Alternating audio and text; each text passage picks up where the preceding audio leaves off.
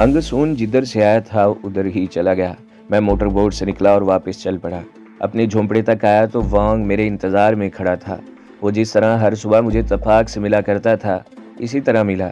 मेरे तो तन बदन में आग लग गई, लेकिन मैंने इस पर यह जाहिर न होने दिया कि इसकी सारी साजिश का मुझे इल्म हो गया है। मैं रोज़मर्रा से ज़्यादा खुशी का इजहार करते हुए इससे मिला और हम दोनों बरामदे में ही बैठ गए। वहाँ बैठने, लेटने और बातें करने के सिवा कोई काम होता ही नहीं था। वांग ने मुझसे पूछा कि मैं कहाँ चला गया था। मैंने बताया कि ज़रा सैर सपाटे के लिए दरिया तक चला गया था। मुझे एक और ख्याल आया, मैं वांग को कुछ धोखा देना चाहता था। वांग कब जाओगे वांग? मैंने कहा, तुम मुझे एक बार वहाँ ले गए थे तो अब जी चाहता है कि वहाँ बार बार जाऊँ। ये कस्बा मुझे बहुत ही अच्छा लगा था। जब कहेंगे चले चलेंगे साहिब, वांग ने कहा। मेरा दोस्त भी कह गया था कि मौलवी साहब को फिर कभी अपने साथ लेकर आना। कल तो नहीं, परसों तरसों चलेंगे। मैंने कहा, तुम्हारा दोस्त तो मुझे बहुत ही अच्छा लगता था। मुख्तसर बात ये कि मैंने वांग के साथ ऐसी बातें की जिनसे इसे ज़रा सा भी शक नहीं हो सकता कि मैं इसके स्कीम से वाकिफ़ हो चुका हूँ। वो कुछ देर मेरे पास बैठा और चला गया। मैं झोंपड़े में चला गया और बिस्तर पर बैठकर ये सोचने लगा कि फ़ौरन यहाँ से निकल जाऊँ या एक दो दिन इंतज़ार कर लूँ। हकीकत ये थी कि मैं दरिया से डर रहा था और मेरा जहन फरार और ख़ुद फरेबी की तरफ चल रहा था। वो इस तरह कि मैंने सोचा कि हो सकता है अंगसोन ने मेरे आगे झूठ बोला हो। झूठ बोलने की यही वजह हो सकती थी कि इसकी वांग के साथ कोई दुश्मनी पैदा हो गई हो और इसे वो मेरी नज़रों से गिराना चाहता हो, या इसका ख्याल ये हो कि मैं किसी वक्त भड़क कर वांग को गोली मार दूं। मैंने ये सोच तो लिया, लेकिन मेरे पास कोई ऐसा ज़रिया नहीं था जिससे तस्दीक करवाता कि अंगसोन ने सच बोला है या इसकी नीयत कुछ और थी। मैं इन्हीं सोचों में गुम था कि तानी अपने खामन के साथ झोंपड़े में दाखिल हुई। मैंने चौंक कर इन्हें देखा और मुस्कुरा कर इशारा किया कि बैठ जाएं। वो दोनों मेरे सामने मेरे करीब बैठ गए। ये दोनों कभी कभी मेरे पास आया करते थे और मैं दोनों के चेहरों पर शगुफ्तगी और मुस्कुराहटें देखा करता था, लेकिन इस रोज़ दोनों के चेहरों पर उदासी थी और संजीदगी ऐसी जो इस उम्र में चेहरों पर नहीं आया करती। तानी ने अपने दोनों हाथ जोड़े और मेरी तरफ सिरकाई। इसने अपना सर इतना झुकाया कि इसका माथा मेरे पाँव पर आ लगा। सर उठाकर इसने मेरा दायां हाथ अपने दोनों हाथों में लिया, इसे चूमा और फिर आंखों से लगाकर छोड़ दिया। इसने फिर अपने हाथ जोड़ दिए और इसका ये अंदाज और हरकतें ऐसी थीं जैसे मैं किसी देवता का बुत था और वो मेरी पूजा कर रही थी। इसकी इतनी खूबसूरत आंखें सुर्ख हो गई और फिर इन आंखों से आंसू बह निकले। मैंने हाथ बढ़ाकर इसके सर पर रखा। इसके खामन ने भी वैसे ही किया कि हाथ जोड़कर मेरे पाँव पर सजदा किया और फिर मेरा दायां हाथ पकड़कर चूमा और आंखों से लगाकर छोड़ दिया। मुश्किल ये थी कि दोनों उर्दू नहीं जानते थे। तानी के खामन ने उर्दू के चंद एक अल्फाज कहीं से सीख लिए थे। इसने ये अल्फाज इस्तेमाल करते हुए अपनी ज़ुबान बोली और साथ इशारे किए, जिनसे मैं यही समझ सका कि ये मुझसे पूछ रहा है कि अंगसोन ने मुझे कुछ बताया है या नहीं। अंगसोन का नाम तो इसने 3-4 मरतबा बोला। तानी ने अपनी ज़ुबान में बात करते हुए हाथों से इशारे किए कि मैं यहाँ से चला जाऊँ।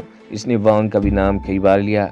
इसका चेहरा बताता था कि इसके दिल में वांग के ख़िलाफ़ नफ़रत भरी हुई है। दो इंसानों की नीयतें साफ़ हों, दिली और रूहानी वाबस्तगी हो तो इशारे भी समझ में आ जाते हैं। इन दोनों के साथ मेरा कुछ रूहानी रिश्ता था। मुझे खासी दिमाग सोजी करनी पड़ी। मैंने कुछ अपनी ज़ुबान में कहा और ज़्यादातर इशारे किए और तानी के खामन ने उर्दू के ये चंद एक अल्फाज अपनी ज़ुबान में जोड़ कर इशारे किए तो मुझ पर वाज़े हो गया कि अंगसोन ने मुझे जो इतला दी है वो बिल्कुल सही है। कुछ देर और बैठकर तानी और इसका खामन एक बार फिर मेरे पाँव पर सजदा करके उठे और चले गए। खामन पहले झोंपड़े से निकला। मुझे आज तक वो लम्हे याद हैं। तानी दरवाजे में से निकलते निकलते रुक गई और इसने घूमकर मेरी तरफ देखा। इसके चेहरे पर उदासियों का तासुर पहले से कहीं ज़्यादा गहरा हो गया था। इसकी आंखों में फिर आंसू आ गए। मैंने हाथ ऊपर करके हिलाया और वो दरवाजे से निकल गई। इनके जाने के बाद मैं फिर इस सोच में डूब गया कि जल्दी निकल जाऊं या एक दो दिन देख लूं। अंगसोन कहता था कि मैं जल्दी निकल जाऊं। ये तो मैं फ़ौजी की हैसियत से जानता था कि इंटेलिजेंस वालों को किसी पर शक हो जाए तो वो ज़्यादा इंतज़ार नहीं किया करते ताकि इनका मुश्तबा इधर उधर न हो जाए। मैंने ये फ़ैसला कर लिया कि आज रात निकल जाऊंगा। फिर ये सोच आई कि वो लोग इससे पहले भी आ सकते हैं, मुझे इसकी पेशबंदी कर लेनी चाहिए। मेरे पास अपनी राइफ़ल थी और एमुनेशन भी था जो अब थोड़ा रह गया था। इसके अलावा अंग्रेज़ पायलट का रिवॉल्वर भी मेरे पास था। वो पुराने टाइप की राइफ़ल थी जिसे मार्क 3 कहा जाता था। इसकी मैगज़ीन में आम तौर पर 5 राउंड डाले जाते थे, लेकिन मैगज़ीन में 10 राउंड भी समा जाते थे और 11वां राउंड चैम्बर में रखा जाता था। मैंने मैगज़ीन में 10 राउंड डाल लिए और 1 राउंड चैम्बर में डाला और सेफ्टी केज बंद कर दिया। یہ رائفل میں نے اپنے بستر میں تکیے کی طرف چھپا دی۔ بستر فرش پر بچھا ہوا تھا۔ ریوالور میں 6 گولیاں ڈال کر نیفے میں اڑس لیا۔ میری ذہنی کیفیت ایمرجنسی یعنی ہنگامی حالات والی ہو گئی تھی۔ اب مجھے ایک لمحے کے لیے بھی بے خبر نہیں ہونا تھا۔ دوپہر کے وقت میرا خودمتی آدمی کھانا لے آیا، جو میں نے ہیجانی سی کیفیت میں کھایا۔ بمشکل 1 یا 1.5 گھنٹہ گزرا ہوگا کہ انگسون میرے جھونپڑے میں داخل ہوا۔ میں لیٹا ہوا تھا اور غنودگی محسوس کر رہا تھا۔ انگسون کو دیکھ کر میں اٹھ بیٹھا۔ وہ آ گئے ہیں، انگسون نے کہا۔ وہ وانگ کے جھونپڑے میں ہیں، آپ نکل جائیں یا ان کا انتظار کر لیں کہ وہ آپ کے پاس آتے ہیں یا نہیں، لیکن یہ سوچ لیں کہ مصیبت آپ کے سر پر آ گئی ہے۔ تم یہاں نہ ٹھہرو، میں نے کہا، کہیں ایسا نہ ہو کہ تم پر شک کریں کہ تم نے مجھے پہلے ہی خبردار کر دیا تھا۔ انگسون چلا گیا اور میں اپنے دفاع کے متعلق سوچنے لگا۔ میں نے یہ بھی سوچا کہ وہ لوگ ابھی وانگ کے گھر میں ہیں، میں یہاں سے کھسک جاؤں اور ان کے آنے تک موٹر بوٹ سٹارٹ کر کے دریا میں چلا جاؤں، لیکن اس میں یہ خطرہ نظر آیا کہ ایسا ہو سکتا ہے کہ میں بھی دریا سے دور ہی ہوں تو وہ مجھے دیکھ لیں یا کوئی مخبر انہیں بتا دے کہ میں دریا کی طرف جا رہا ہوں۔ یہ تو میں جانتا تھا کہ انٹیلیجنس کے وہ 2 آدمی خالی ہاتھ نہیں ہوں گے، ان کے پاس ریوالور ہوں گے جو انہوں نے کپڑوں کے اندر چھپائے ہوں گے۔ وہ جب مجھے بھاگتا دیکھیں گے تو پیچھے سے مجھ پر فائر کھول دیں گے۔ موٹر بوٹ پر سوار ہو جانے کی صورت میں ان کے لیے بڑا آسان ٹارگٹ بن جاتا تھا۔ وہ دریا کے کنارے پر آ کر مجھے مار سکتے تھے۔ میں نے بہتر یہی سمجھا کہ انہیں آنے دیا جائے۔ انگسون سے میں نے پوچھ لیا تھا کہ وہ کتنے آدمی ہیں۔ اس نے بتایا کہ 2 تو وہ آدمی ہیں جو مجھے قصبے میں ملے تھے، وہ تو ڈیل ڈول سے ہی فوجی لگتے تھے، وہ تھے ہی ملٹری انٹیلیجنس کے آدمی۔ ان کے ساتھ وانگ کا دوست تھا۔ مجھے تو یہ توقع تھی کہ 2-4 ملٹری پولیس کے آدمیوں کو بھی ساتھ لائیں گے، لیکن میں سمجھ نہ سکا کہ وہ ملٹری پولیس کو کیوں نہیں لائے تھے۔ وجہ یہی ہو سکتی تھی کہ میں اکیلا تھا اور مجھے دھوکہ دینے کے لیے وانگ ان کے ہاتھوں میں کھیل رہا تھا اور مجھ پر قابو پانے کے لیے وہ خود ہی کافی تھے۔ میں انہی سوچوں میں الجھا ہوا لیٹ گیا۔ غنودگی بالکل ہی غائب ہو چکی تھی۔ یہ تو اللہ کی ذات ہی بتا سکتی تھی کہ آنے والا وقت میرے لیے کیا لا رہا ہے اور اس کا نتیجہ کیا ہوگا اور میں کس انجام کو پہنچوں گا۔ وہ وقت اچانک اور فوراً آ گیا جیسے ایک دھماکہ ہوا ہو۔ پہلے مجھے جھونپڑے کے باہر قدموں کی آہٹیں سنائی دیں جو بڑی تیزی سے بڑھتی ہوئی جھونپڑے کے اندر آ گئیں۔ آگے وانگ تھا جسے دیکھ کر میں اٹھ بیٹھا۔ اس کے پیچھے وانگ کا دوست تھا اور اس کے پیچھے وہ 2 آدمی تھے جو مجھے قصبے میں ملے تھے اور دونوں انٹیلیجنس کے آدمی تھے۔ میں کھڑا ہو گیا اور ان سب سے ہاتھ ملایا۔ ان چاروں کا انداز ایسا دوستانہ تھا جیسے میرے ساتھ گپ شپ لگانے کے لیے آئے ہوں۔ انٹیلیجنس کے آدمی تو دوستوں کی طرح ہنس رہے تھے۔ مولانا، ان میں سے ایک نے کہا، آپ سے ملنے کو دل بڑا ہی بےتاب تھا۔ آپ کے اس دوست سے کہا کہ ہمیں اپنے ساتھ لے چلے، ہم اس کے مشکور ہیں کہ یہ ہمیں اپنے ساتھ لے آیا ہے۔ میں آپ کا بہت مشکور ہوں، میں نے کہا، آپ نے میری عزت افزائی کی۔ تشریف رکھے، میرے پاس چارپائی نہیں، کرسیاں نہیں، آپ کو فرش پر بٹھاتے مجھے شرم سی محسوس ہو رہی ہے۔ میں نے انہیں یہ نہ کہا میرے بستر پر بیٹھ جائیں، کیونکہ میں نے بستر میں تکیے کی طرف رائفل چھپا رکھی تھی۔ وہ چاروں فرش پر ہی بیٹھ گئے، مجھ سے خیر خیریت پوچھی اور انداز ایسا ہی تھا جیسے وہ میری محبت کے مارے یہاں آئے ہوں۔ وہ دونوں باری باری باتیں تو میرے ساتھ کر رہے تھے، لیکن ان کی نظریں جھونپڑے میں یوں گھوم رہی تھی جیسے کچھ تلاش کر رہے ہوں۔ آپ غالباً آگرہ کے رہنے والے ہیں، ان میں سے ایک نے کہا۔ جنگ ختم ہو تو کبھی آگرہ تاج محل دیکھنے آئیں گے۔ آپ اپنا وہاں کا ایڈریس دے دیں تو 1 دن آپ کے ہاں بھی ٹھہر جائیں گے۔ بسم اللہ، میں نے کہا، یہ تو میرے لیے اعزاز ہوگا، ایڈریس دے دوں گا، آپ آئیں تو صحیح۔ کچھ دیر ادھر ادھر کی باتیں ہوتی رہیں، چونکہ مجھے معلوم تھا کہ یہ کس سازش کے تحت آئے ہیں، اس لیے میں اچھی طرح سمجھ رہا تھا کہ یہ جو باتیں کر رہے ہیں یہ محض میرے دل کے بہلاوے کے لیے کر رہے ہیں۔ جھونپڑے کا ایک کمرہ اور بھی تھا جو ان کی پیٹھ پیچھے تھا۔ وہ بار بار اس کمرے کی طرف دیکھتے تھے۔ آپ نے غالباً رائفل بھی رکھی ہوئی ہے، ایک نے کہا۔ رکھی ہوئی تھی، میں نے کہا۔ دریا میں پھینک دی ہے؟ کیوں؟ اس نے پوچھا۔ دریا میں کیوں پھینک دی؟ یہاں جاپانیوں کی ایک پارٹی آ چکی ہے، میں نے کہا۔ پھر گورا ریجیمنٹ کی ایک پیٹرول پارٹی بھی آئی تھی۔ اس کے بعد مجھے خیال آیا کہ کوئی اور پارٹی آ گئی تو میرے پاس فوجی رائفل دیکھ کر مجھ پر فوجی ہونے کا شبہ نہ کرے۔ میں نے یہ رائفل رنگون کی ایک گلی سے اٹھائی تھی، اپنا ایک فوجی مارا گیا تھا۔ میں نے چونکہ وہاں سے نکلنا تھا اس لیے رائفل اور اس کا ایمونیشن وہاں سے اٹھا لیا۔ اب سوچا کہ میں ایک دکاندار اور پھر امام، میں نے رائفل کو کیا کرنا ہے۔ کچھ دن ہوئے رائفل دریا میں پھینک دی تھی۔ میں جانتا تھا کہ میں جو بیان دے رہا ہوں اس پر انہیں یقین نہیں آئے گا۔ وانگ نے انہیں میرے متعلق سب کچھ بتا رکھا تھا۔ میرے منہ میں جو کچھ بھی آتا میں کہہ دیتا تھا، لیکن میں سوچ رہا تھا کہ اپنے دفاع کے لیے کون سی چال چلوں۔ ابھی تو میں دیکھ رہا تھا کہ یہ کیا کارروائی کریں گے۔ میری جوابی کارروائی ان کی کارروائی کے مطابق ہونی تھی۔ آپ نے دیکھا کہ ان کا جھونپڑا کتنا خوبصورت ہے، وانگ کے دوست نے دوستانہ انداز میں کہا۔ ادھر دیکھیں، اس کا دوسرا کمرہ بھی ہے، آپ دیکھنا چاہیں تو یہ کمرہ بھی دیکھ لیں، وانگ نے کہا۔ یہ کمرہ تو اس سے بھی زیادہ صاف ستھرا اور اچھا ہے۔ میں سمجھ گیا کہ وانگ اور اس کا دوست انہیں دوسرے کمرے میں لے جانا چاہتے ہیں۔ ابھی ان کا انداز دوستوں جیسا تھا۔ مجھے معلوم تھا کہ کچھ دیر بعد یہ ریوالور نکال لیں گے اور مجھ پر تان کر کہیں گے کہ میں یہ کہہ دوں کہ میں انڈین آرمی کا بھگوڑا ہوں، اور اس کے بعد یہ مجھے ساتھ لے جائیں گے۔ وہ شاید میری رائفل ڈھونڈ رہے تھے۔ وہ تو تلاشی میں بھی رائفل لے جا سکتے تھے، لیکن مجھے جھوٹا ثابت کرنے کے لیے وہ جان گئے تھے کہ میں نے رائفل چھپا رکھی ہے اور کہیں نہ کہیں پڑی مل جائے گی۔ وہ چاروں اٹھے اور ایک دوسرے کے پیچھے دوسرے کمرے میں چلے گئے۔ میں تیزی سے اٹھا، تکیے کی طرف بستر کے نیچے میری رائفل پڑی تھی۔ میں نے رائفل نکالی اور دبے پاؤں دوسرے کمرے کے دروازے کی طرف چل پڑا، لیکن ایک طرف ہو کر رک گیا۔ اس کمرے سے مجھے ہلکی سی سرگوشی کی آواز سنائی دی۔ اس کی رائفل دیکھو کہاں ہے؟ رائفل یہاں ہے، میں نے دروازے میں کھڑے ہو کر کہا۔ پیچھے دیکھو، اچھی طرح دیکھ لو۔ میں نے سیفٹی کیس آگے کر کے رائفل کو کر لی۔ وہ چاروں دوسرے کمرے کے سامنے والی دیوار تک پہنچ گئے۔ چھوٹا سا تو کمرہ تھا، میرا خیال ہے بمشکل 5 گز لمبا ہوگا۔ چاروں دیوار کے ساتھ کھڑے ہو جاؤ، میں نے کہا۔ ہاتھوں کو ذرا سی بھی حرکت نہ ہو، کسی نے ذرا سی بھی حرکت کی تو رائفل سے گولی نکل جائے گی۔ میں فوجی ہوں، 1 سیکنڈ میں 4 گولیاں ٹھکانے پر فائر کرنا جانتا ہوں۔ مولانا، انٹیلیجنس والے ایک آدمی نے کہا۔ یہ آپ ہمارے ساتھ کیا مذاق کر رہے ہیں؟ یہ میرے دوست وانگ سے پوچھے، میں نے کہا۔ یہ تم سب کے ساتھ ہی جائے گا۔ کیوں وانگ؟ تم تو بڑے عقل مند بنے پھرتے تھے، لیکن ذرا سی لالچ اور ان لوگوں کے دھوکے میں آ کر تم دوستی بھی بھول گئے۔ تمہاری کنواری بہن کو میں جب چاہتا اس جھونپڑے میں پوری رات رکھ سکتا تھا، لیکن میں نے تم لوگوں کی عزتوں کی حفاظت کی ہے، لیکن تم وہی سانپ نکلے جو درختوں پر رہتا ہے اور دھوکے میں ڈس لیتا ہے۔ آپ کس غلط فہمی میں پڑ گئے ہیں صاحب؟ وانگ نے کھسیانہ سا ہو کر کہا۔ معلوم ہوتا ہے آپ کو کسی نے کوئی غلط خبر سنا دی ہے۔ میں مخاطب تو وانگ سے تھا، لیکن میری نظر ان چاروں پر لگی ہوئی تھی۔ رائفل کا بٹ میرے کاندھے کے ساتھ اور اس کی نالی ان کی طرف تھی۔ انٹیلیجنس کے ایک آدمی کو میں نے دیکھ لیا۔ وہ نہایت آہستہ آہستہ اپنا دایاں ہاتھ اپنے نیفے کی طرف لے جا رہا تھا۔ اس نے، بلکہ ان دونوں نے ذرا تنگ سے پاجامے پہن رکھے تھے اور ان کے اوپر کی لمبی قمیضیں تھیں۔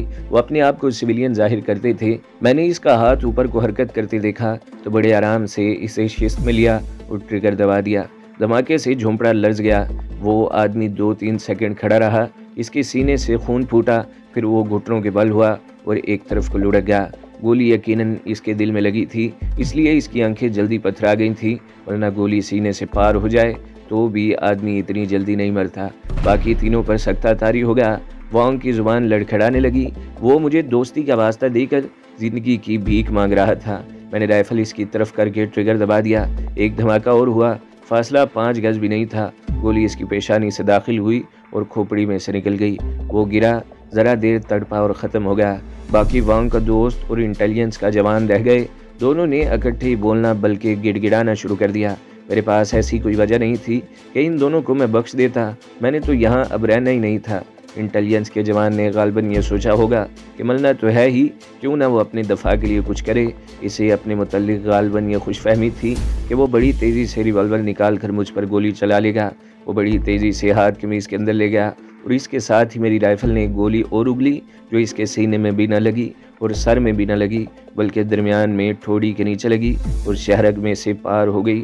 وہ آخر فوجی تھا اور جوان بھی تھا۔ اس نے گولی کھا کر بھی ریوالور نکال لیا۔ میں نے اس کا وہ ہاتھ سیدھا نہ ہونے دیا، رائفل ذرا نیچے کر کے اس کے ہاتھ کو شست میں لیا اور گولی چلا دی۔ اس وقت اس کا ہاتھ اس کی ناف کے قریب تھا۔ گولی اس کے ہاتھ میں سے نکل کر اس کی ناف سے بھی پار ہو گئی۔ اس کے ہاتھ سے ریوالور گر پڑا اور پھر وہ اپنے ساتھی کی لاش پر گر پڑا۔ اب وانگ کا دوست رہ گیا تھا۔ وہ مولانا مجھے معاف کر دو کہتا ہوا میری طرف دوڑا۔ میں نے اس پر گولی نہیں چلائی، بلکہ بیونٹ فائٹنگ سنگین سازی کی طریقے سے رائفل کا بٹ نیچے کیا اور بٹ کو کوہنی کے نیچے لے گیا۔ وہ شخص ایک قدم میرے قریب آ گیا۔ اس نے میرے قدموں میں گرنا تھا، لیکن میں نے جمپ لگا کر بٹ جو میری کوہنی کے نیچے تھا پوری طاقت سے اس کے منہ پر مارا۔ یہ چوٹ کوئی کتنا ہی سخت جان کیوں نہ ہو، برداشت نہیں کر سکتا۔ وہ شخص چوٹ کھا کر پیچھے ہٹا، اس کا سر ڈول رہا تھا۔ مجھے اس پر ایسا غصہ تھا کہ میں نے اسے گولی مارنے کے بجائے پیچھے ہٹ کر اور وہاں سے جمپ لگا کر سنگین اس کے سینے میں اتار دی۔ وہ دیوار کے ساتھ لگا، پھر گرا۔ میں نے سنگین کھینچی اور پھر جمپ لگا کر اس کے سینے میں اتار دی، اسی طرح ایک بار اور سنگین اس کے سینے میں اتار دی اور کھینچ لی۔ میں نے انٹیلیجنس کے دونوں جوانوں کی قمیضیں سامنے سے ہٹا کر دیکھا، دونوں نے نیفوں میں ریوالور اڑسے ہوئے تھے۔ یہ ریوالور میرے کسی کام نہیں آ سکتے تھے، لیکن یہ خیال آ گیا کہ میں جاپانیوں کے پاس جا رہا ہوں، یہ ریوالور ساتھ لے چلوں اور انہیں دے کر کہوں گا کہ یہ میں نے انٹیلیجنس کے 2 آدمیوں کو مار کر لیے تھے۔ انگریز پائلٹ کا ریوالور بھی میرے پاس تھا، میں نے دونوں کے ریوالور نکال لیے۔ چاروں آدمی جو مجھے پکڑ کر سال لے جانے آئے تھے مر چکے تھے۔ میں نے اللہ کا شکر ادا کیا کہ میں ان سے بچ گیا۔ اگر کوئی آج مجھے کہے کہ میں کسی کو اس طرح مار ڈالوں تو میں اس کے تصور سے ہی کانپ اٹھوں گا۔ وہ ماحول کچھ اور تھا، وہاں کوئی قانون اور کوئی ضابطہ نہیں تھا۔ قانون اس کا تھا جس کے ہاتھ میں رائفل یا مشین گن تھی۔ چونکہ داؤ میرا چل گیا تھا، اس لیے میں نے چاروں کو مار ڈالا۔ وہ کسی غلط فہمی یا اس خوش فہمی میں مارے گئے کہ وہ 4 ہیں اور میں اکیلا ہوں اور بے خبر بھی ہوں۔ بہرحال میں نے کبھی بھی اپنے آپ کو ہیرو نہیں سمجھا، اللہ کا شکر قدم قدم پر ادا کیا، جس کی ذات باری نے میری عقل کو روشنی دی اور میں نے دشمن پر قابو بھی پا لیا۔ مجھے اب وہاں زیادہ دیر نہیں رکنا چاہیے تھا۔ انٹیلیجنس کے یہ 2 جوان آدمی اپنی مرضی سے میری بستی میں نہیں آئے تھے۔ فوج کا ایک ڈسپلن اور ایک طریقہ کار ہوتا ہے۔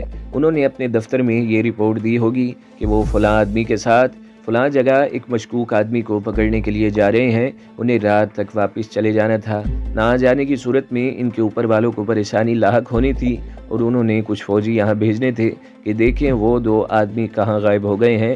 یہ سب کچھ سوچ کر میرا بہت جلدی وہاں سے نکل جانا میرے لیے بہتر تھا۔ میں نے سویلین کپڑے پہنے ہوئے تھے، میری فوجی پتلون اور قمیض میرے پاس موجود تھی۔ میں نے سویلین کپڑے اتار کر وردی پہن لی، فوجی چپل جو پشاوری چپل جیسی تھی پہن لیے۔ میں جب جھونپڑے سے باہر نکلا تو میں نے 3 ریوالور پتلون میں اڑسے ہوئے تھے اور رائفل کاندھے سے لٹکا رکھی تھی۔ گولیوں کے دھماکے سن کر بستی کی ساری آبادی باہر نکل آئی۔ جھونپڑے کے سامنے عثمان کھڑا تھا اور اس کے ساتھ انگسون تھا، اور ان کے پیچھے 4-5 سرکردہ آدمی کھڑے حیرت سے مجھے دیکھ رہے تھے۔ میں نے عثمان اور انگسون کو اشارہ کیا کہ وہ میرے پاس آ جائیں۔ میں ظاہر نہیں کرنا چاہتا تھا کہ انگسون نے مجھے پہلے ہی خبردار کیا تھا۔ میں نے سوچ لیا تھا کہ ایسا نہ ہو کہ وانگ کے رشتہ دار یا دوست انگسون کے دشمن بن جائے۔ کیا ہوا صاحب؟ عثمان نے پوچھا۔ یہ گولیاں کس نے چلائی تھیں؟ کیوں چلائی تھیں؟ یہ لوگ مجھے پکڑنے آئے تھے، میں نے جواب دیا۔